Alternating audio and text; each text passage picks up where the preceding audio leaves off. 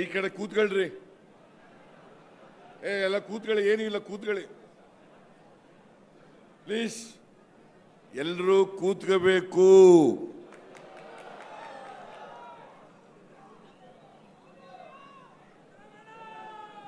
ಪ್ರದೇಶ ಕಾಂಗ್ರೆಸ್ ಸಮಿತಿಯ ಅಧ್ಯಕ್ಷರು, ರಾಜ್ಯದ ಉಪಮುಖ್ಯಮಂತ್ರಿಗಳು ಆದಂಥ ಶ್ರೀ ಡಿ.ಕೆ. ಶಿವಕುಮಾರ್ ಅವರ,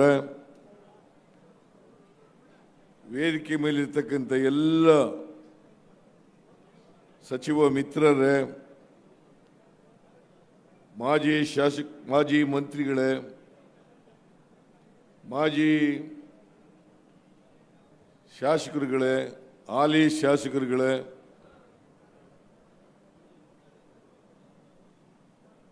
ವೇದಿಕೆ ಮೇಲಿರ್ತಕ್ಕಂಥ ಎಲ್ಲ ಕಾಂಗ್ರೆಸ್ ಪಕ್ಷದ ಮುಖಂಡರುಗಳೇ, ನಮ್ಮ ಪಕ್ಷದ ಅಭ್ಯರ್ಥಿ ಶ್ರೀ ಯೋಗೇಶ್ವರ್ ಅವರೇ, ಇಲ್ಲಿ ಇಷ್ಟೊಂದು ಬೃಹತ್ ಸಂಖ್ಯೆಯಲ್ಲಿ ಸೇರಿರ್ತಕ್ಕಂಥ ಎಲ್ಲ ಆತ್ಮೀಯ ಮತದಾರ ಬಂಧುಗಳೇ, ತಾಯಂದಿರೇ, ಎಲ್ಲ ಯುವಕ ಮಿತ್ರರೇ, ಸುದ್ದಿ ಮಾಧ್ಯಮದ ಎಲ್ಲ ಗೆಳೆಯರೇ, ಇತರ ಎಲ್ಲ ಸ್ನೇಹಿತರೆ, ಈಗಾಗಲೇ ಡಿ.ಕೆ. ಶಿವಕುಮಾರ್ ಅವರು, ಡಿ.ಕೆ. ಸುರೇಶ್ ಅವರು, ಯೋಗೇಶ್ವರ್ ಅವರು ಮತ್ತು ಇತರ ಎಲ್ಲ ಮುಖಂಡರುಗಳು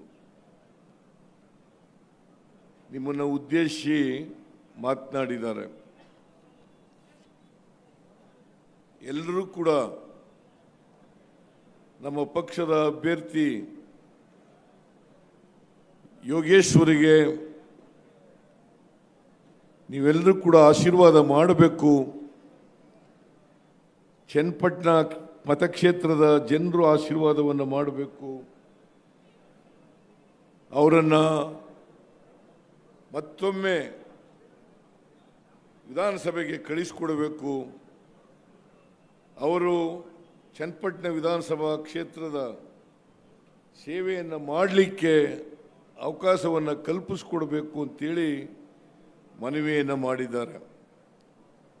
ಇವತ್ತು ಪ್ರಚಾರದ ಕೊನೆಯ ದಿನ, 6 ಗಂಟೆವರೆಗೂ ಮಾತ್ರ ಪ್ರಚಾರ ಇರ್ತದೆ. 6 ಗಂಟೆವರೆಗೂ ಮಾತ್ರ ಪ್ರಚಾರ ಇರ್ತದೆ. ಇಲ್ಲ 6 ಗಂಟೆ ಇಲ್ಲಪ್ಪ 6 ಗಂಟೆ. ಯಾಕಂದ್ರೆ 48 ಗಂಟೆ ಮುಂಚಿತವಾಗಿ ಎಲೆಕ್ಷನ್ ನಡೆಯೋದಕ್ಕಿಂತ ಮುಂಚಿತವಾಗಿ 48 ಗಂಟೆ ಹಿಂದಾಗಬೇಕು.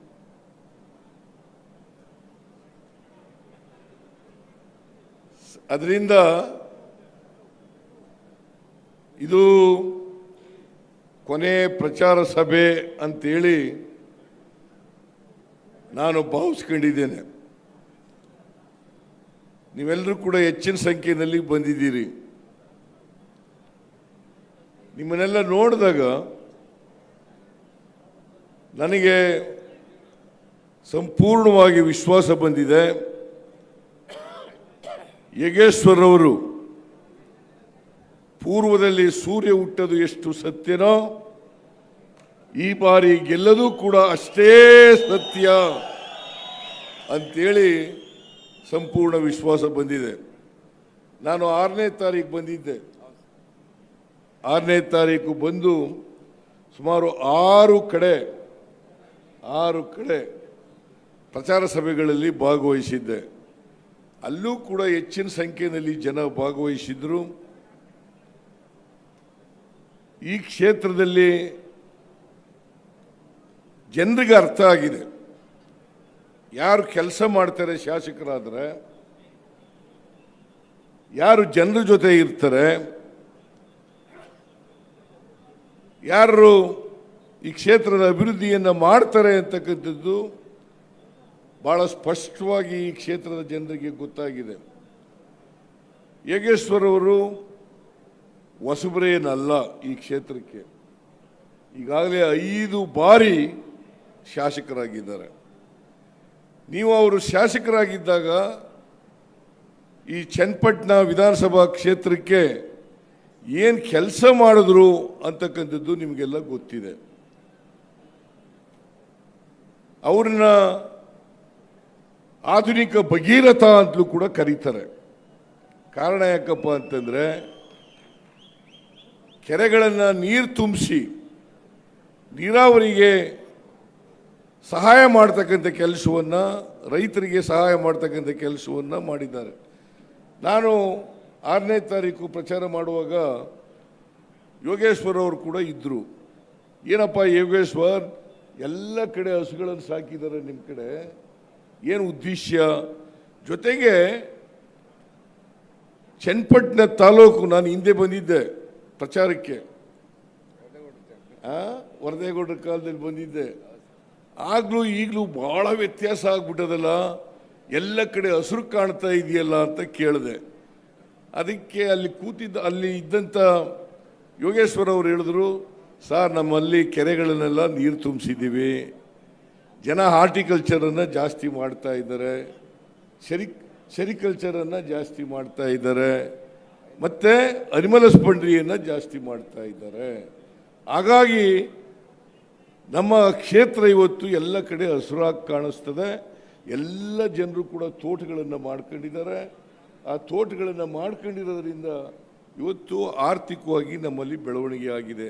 ಅಷ್ಟೇ ಅಲ್ಲ, ಪ್ರತಿ ಮನೆಯಲ್ಲೂ ಕೂಡ ಹಸುಗಳನ್ನು ಸಾಕ್ತಾ ಇದ್ದಾರೆ. ಹಸುಗಳನ್ನು ಸಾಕಿ ಸುಮಾರು ಒಂದು ದಿನಕ್ಕೆ 3 ಲಕ್ಷ ಲೀಟರ್ ಹಾಲು ಉತ್ಪಾದನೆ ಆಗ್ತಾ ಇದೆ. ಒಂದು ದಿನಕ್ಕೆ 3 ಲಕ್ಷ ಲೀಟರ್ ಹಾಲು ಉತ್ಪಾದನೆ ಆಗ್ತಾ ಇದೆ. ಬರೀ ಚನ್ನಪಟ್ಟಣ ತಾಲೂಕು ಒಂದರಲ್ಲೇ 3 ಲಕ್ಷ ಲೀಟರ್ ಹಾಲಿನ ಉತ್ಪಾದನೆ ಆಗ್ತಾ ಇದೆ ಅಂತ ಹೇಳಿದ್ರು. ಅದಕ್ಕೆ ಅವರು ಮನವಿ ಮಾಡಿದ್ರು. ಈಗ ಇವತ್ತು ಪಕ್ಕದ ರಾಜ್ಯಗಳಿಗೆ ಹೋಲಿಕೆ ಮಾಡಿದ್ರೆ ಕರ್ನಾಟಕದಲ್ಲಿ ಹಾಲಿನ ಬೆಲೆ ಕಡಿಮೆ ಮಾರಾಟ ಆಗ್ತಾ ಇದೆ. 5 ರೂಪಾಯಿ, 6 ರೂಪಾಯಿ, 8 ರೂಪಾಯಿ, 10 ರೂಪಾಯಿ ಎಲ್ಲ ಪಕ್ಕದ ರಾಜ್ಯಗಳಲ್ಲಿ ಜಾಸ್ತಿ ಇದೆ. ರೈತರಿಗೆ ಅನ್ಯಾಯ ಆಗ್ತಾ ಇದೆ. ರೈತರಿಗೆ ನ್ಯಾಯಯುತವಾದಂಥ ಬೆಲೆ ಸಿಗ್ತಾ ಇಲ್ಲ. ಅದಕ್ಕೋಸ್ಕರವಾಗಿ ನೀವು ಹಿಂದೆ ಬಂದಿದ್ದಾಗ ರಾಮನಗರದಲ್ಲಿ 5 ರೂಪಾಯಿ ಸಹಾಯಧನವನ್ನು ಹೆಚ್ಚು ಮಾಡ್ತಕ್ಕಂಥದ್ದನ್ನು ಮಾಡಿದ್ರಿ. ಈಗಲೂ ಕೂಡ ಸಹಾಯಧನವನ್ನು ಹೆಚ್ಚು ಮಾಡಬೇಕು ಅಂತಕ್ಕಂಥ ಮಾತುಗಳನ್ನು ಹೇಳಿದ್ದಾರೆ. ರೈತರು ಕೂಡ ಅನೇಕ ಭಾಗಗಳಲ್ಲಿ ನಾನು ಹೋದಾಗ ಹಾಲಿನ ಬೆಲೆ ಹೆಚ್ಚು ಮಾಡಿ, ಮಾರಾಟದ ಬೆಲೆ ಹೆಚ್ಚು ಮಾಡಿ, ನೀವು ಎಷ್ಟು ಮಾಡ್ತೀರಿ ಅಷ್ಟು ರೈತರಿಗೆ ಕೊಡಿ ಅಂತಕ್ಕಂಥ ಮಾತುಗಳನ್ನು ಹೇಳಿದ್ದಾರೆ. ಅದನ್ನು ನಾನು ಈ ಚುನಾವಣೆ ನಡೀತಾ ಇರೋದ್ರಿಂದ, ಕೋಡ್ ಆಫ್ ಕಾಂಡಕ್ಟ್ ಇರೋದ್ರಿಂದ ನಾನು ಯಾವ ಭರವಸೆಯನ್ನು ಕೂಡ ಕೊಡ್ಲಿಕ್ಕೆ ಹೋಗಲ್ಲ.